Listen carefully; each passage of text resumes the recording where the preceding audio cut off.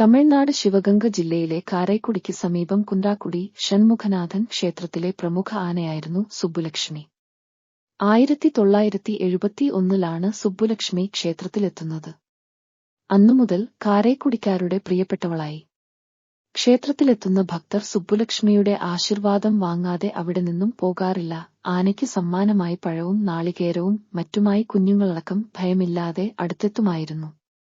എല്ലാവരോടും സ്നേഹത്തോടെയാണ് സുബ്ബുലക്ഷ്മി പെരുമാറിയത്. ആനയെ പാർപ്പിക്കാനായി ക്ഷേത്രത്തിനോട് ചേർന്ന് ഒരു ഷെഡ് നിർമ്മിച്ചിരുന്നു. വെള്ളിയാഴ്ച ഷെഡിനും സമീപത്തെ മരത്തിനും തീപിടിച്ചു. പരിസരത്തെ ഉണങ്ങിയ ചെടികളിലും തീപടർന്നതോടെ ആളിക്കെത്താൻ തുടങ്ങി.